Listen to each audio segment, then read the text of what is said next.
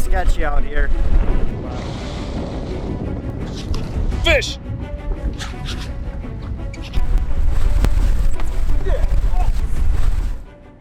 On last week's video, I got to fish Lake St Clair for the very first time in my life, which has been a bucket list thing for me since I was a kid. I grew up watching all these really cool musky videos on YouTube, and more recently, there's been some incredible content to come out of Lake St Clair. In particular, Today's Angler had a pretty epic video where they had like 41 musky bites in one day, which is ridiculous. So being surrounded by all this awesome content coming out of this area, it was just a bucket list thing for me to go to this lake, and I finally got that opportunity. I went with Brian Scaife from Angling Anarchy, and like I mentioned in the last video, we were there for 4 days of musky fishing. Late fall, a very tough time of year to fish, but at the same time you have your chances at some of the biggest fish. So going into this, I was not sure what to expect. On the first day, we were lucky enough to have pretty much everything line up in our favor. We caught fish, we had pretty ideal weather. Since Lake St Clair is a big lake, wind can pretty much kick you off the lake at times, but in that situation, we were perfect. Everything just kind of worked out. Now, as day 2 came around, this is where Mother Nature kind of flipped us around. We woke up to somewhat high winds, not super high, but definitely more wind than we had the day before, and the forecast predicted that that wind was going to increase throughout the day, more so later on. So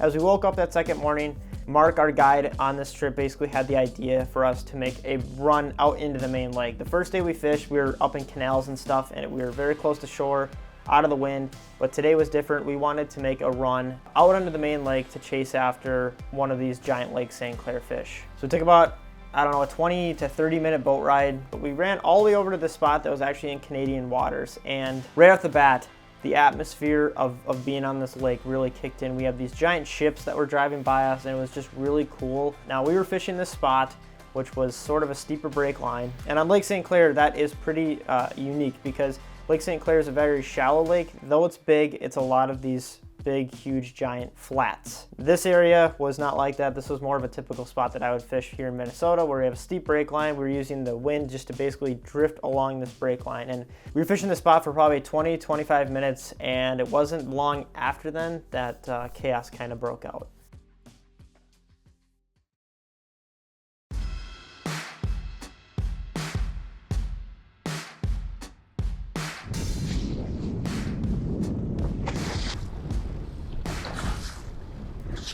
Fish!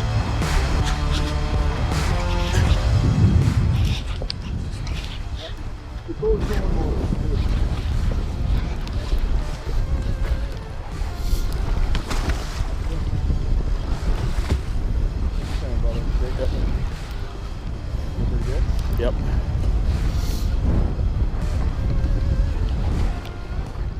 Oh yeah. Oh yeah, baby. Oh yeah. Back up a little bit. This. Okay, here it comes, here it comes. Yeah. Oh. That's all right. That's all right.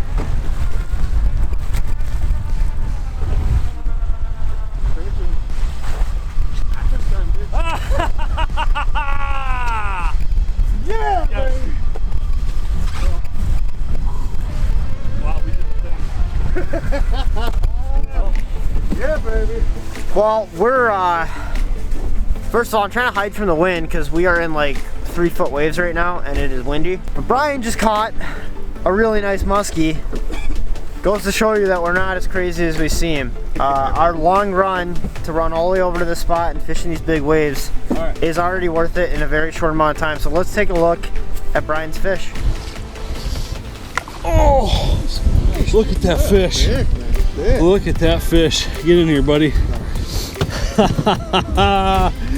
Oh, man. Way to go, This is why you come to St. Clair. This is why you fish in this ridiculous stuff. It's for something like this and bigger. Let's, I'm gonna flip around. See what she goes. 48 and a quarter, maybe. Nice. All right. Yeah, man. All right, girl.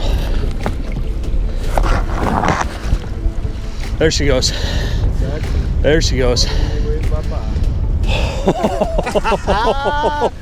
Yes. That was so cool. Thank you, dude. That hit, I set the hook and it felt like the bottom of the lake. That's awesome. That was amazing. Let's do that again.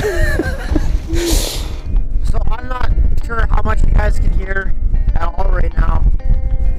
I apologize for the audio, but the truth is there's no way around it right now. We are in wide open water, fishing in giant waves. So we're trying our best, but we're not crazy. It's worth it. We just put Brian's fish measure out at 48.5. We are like, there's waves coming over to the front of the boat. It's gnarly out here, but it's worth it. Now for us to make this run and immediately catch a fish this fast, and also the biggest fish of the trip so far, pretty nice sized muskie, was epic. I mean, it's very rare that you have these sort of payoffs with muskie fishing. It's a lot of high risk, no reward, but in this situation it was high risk, high reward, which was awesome. Now here's where things got a little messy. We continued fishing for a little bit longer. I was able to produce one brief follow, but at this point, this is when we noticed the wind started to pick up.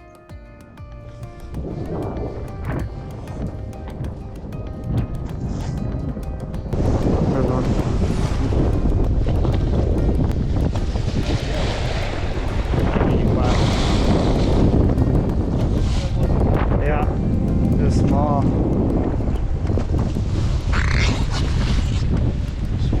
Yeah. Did you see it? Yeah, It looked like it came up and then it went right under the boat. 3-footer and 4-footers. The wind was supposed to pick up later in the day, but sometimes the weather isn't right, and that wind started to pick up basically right after we let this fish go. We were in direct direction of this major wind shift, and this is when things got actually kind of scary. We had waves coming over the boat. We tried to run back the way we came, and we realized immediately that wasn't gonna work. Well, we're gonna move spots now because we're at the point where it's sketchy out here. So we're gonna make a long boat ride. That'll probably be pretty miserable. To safer water. Now that the wind has picked up, we're making a smart move to get out of here. Yeah, it's fun to be out in these bizarre conditions, but at the end of the day, safety is really important. And we're gonna do the right thing. We're gonna go find safer water. We just gotta hope that the fish cooperate with us on safer water.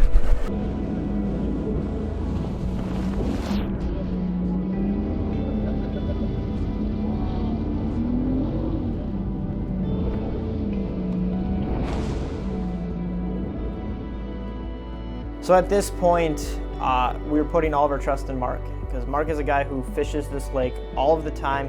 He knows these conditions. He basically made the decision that we were going to take a major detour to get back to where we came. So this took up a big portion of our day, but it was also quite interesting to drive through all these little channels and connecting canals.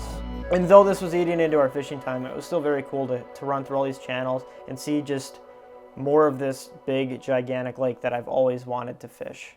We make this big run over and we finally get back to safe water and begin to fish again. Now this is where things got really weird, because we showed up to this spot. It was a very weird looking spot for my kind of idea of where I would musky fish. But immediately, one look at the side imaging and all of that doubt gets put to rest. We're on a new spot. It sounds like this is kind of like an area where you have all these canals along the shoreline and water drains in and pushes a bunch of stuff in. And I guess fish just kind of congregate here. It's a cool looking spot. It seems very Lake St Clair, if that even makes sense, but I feel good. Even though it was a long boat ride, I feel good. I'm ready to start fishing. So let's get to it.